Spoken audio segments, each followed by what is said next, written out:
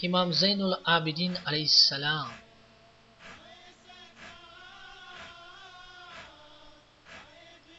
Son nom est Ali et son titre est Zainul Abidin, le joyeux des adorateurs.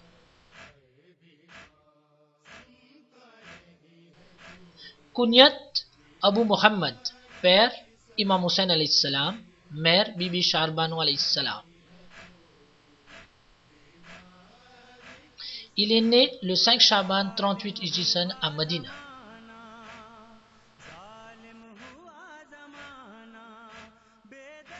Son imamat a duré de 61 AH à 95 AH.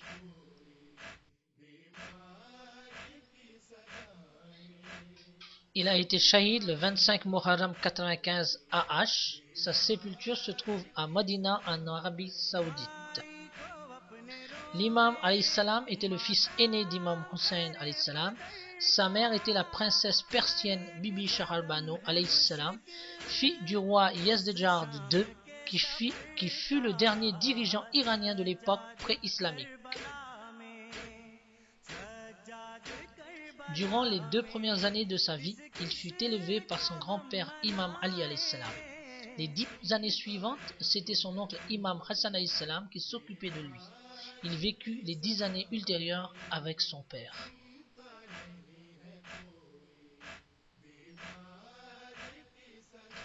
En l'an 61 AH, il était présent à Karbala, où son père ainsi que ses compagnons et les membres de sa famille furent impitoyablement tués par l'armée de Yazid. À ce moment, il était gravement malade et ne pouvait donc pas combattre. Allah le garda afin que la lignée de l'imamat puisse continuer. Après la mort de son père, l'imam alayhi salam resta en vie 34 années qu'il passait à prier, à invoquer Allah subhanahu wa ta'ala et à commémorer la tragédie de Karbala.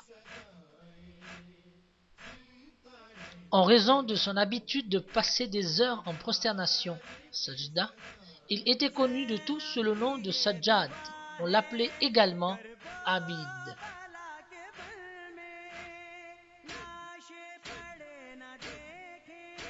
À son époque, personne ne pouvait égaler la piété et la conscience d'Allah que l'imam possédait. Il craignait tellement Allah que lorsqu'il faisait son wudu, la couleur de son visage changeait, et quand il accomplissait le namaz, on voyait son corps trembler. Lorsqu'on lui demanda les raisons de son état, il répondit: « Ne savez-vous pas devant qui je me présente en prière et à qui je m'adresse ? »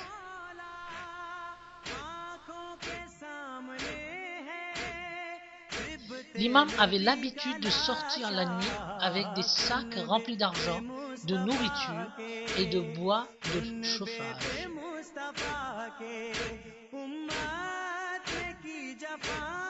Quand il arrivait près des maisons des pauvres et des nécessiteux, il distribuait anonymement ses biens.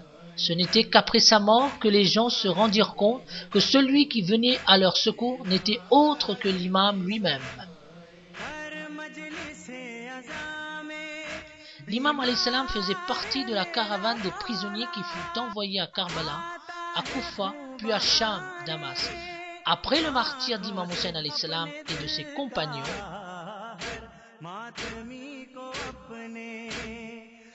la cruelle armée de Yazid enchaîna les mains et les pieds de l'imam alayhi salam et le fit porter une chaîne métallique au cou avec des pointes à l'intérieur. Les chaînes chauffaient terriblement dans le désert et brûlaient sa chair jusqu'à la moelle. Ces blessures continuèrent de lui faire mal tout le reste de sa vie.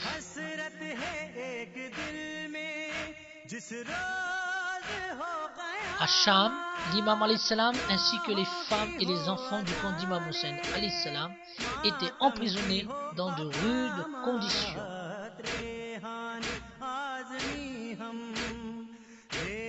Un jour, Yazid appela Imam alayhi salam et lui demanda de parler.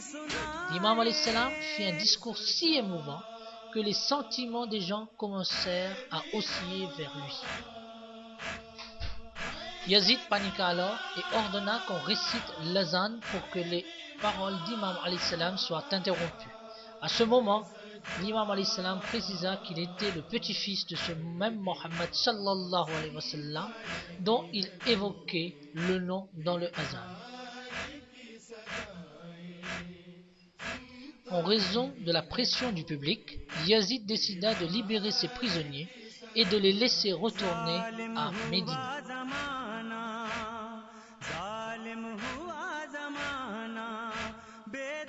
Mais après son retour, l'imam alayhi salam fut de nouveau enchaîné et envoyé à Cham sous l'ordre du calife de Bani Umayya, Abdul Malik.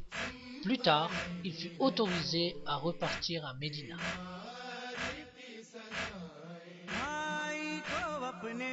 Un jour, quand le calife de Bani Umayya, Walid bin Abdul Malik, vint pour le Hajj, il ne parvenait pas à s'approcher de la pierre noire, Hajar Aswad, pour l'embrasser à cause de la foule.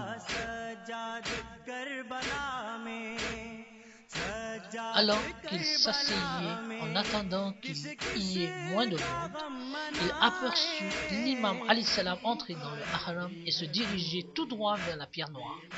Les gens se dispersèrent, lui permettant d'embrasser la pierre sacrée assez facilement.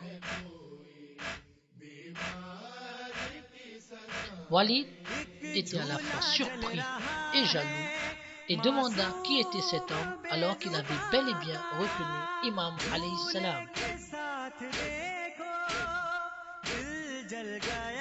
Un poète chiite, Farazdak, qui se trouvait là, entendit la remarque mesquine de Walid et en fut irrité.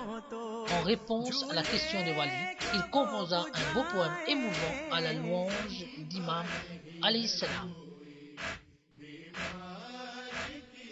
Ce poème est considéré aujourd'hui comme l'un des chefs-d'œuvre à la littérature arabe. Le gouvernement empêchait Imam alayhi salam de prêcher ouvertement. Aussi, il se servait des douas afin de guider les gens. Ces douas contenaient une abondance d'enseignements et de sagesse et la plupart d'entre eux existent encore aujourd'hui.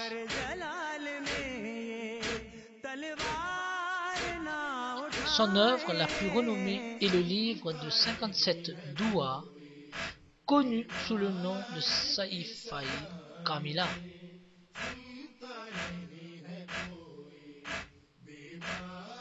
L'imam alayhi salam fut empoisonné par Walid bin Abdul Malik en 95 à Hajj et il est enterré à Jannatul Baqi à Medina près d'Imam Hassan alayhi salam. Allahumma salli ala Muhammad wa ali Muhammad.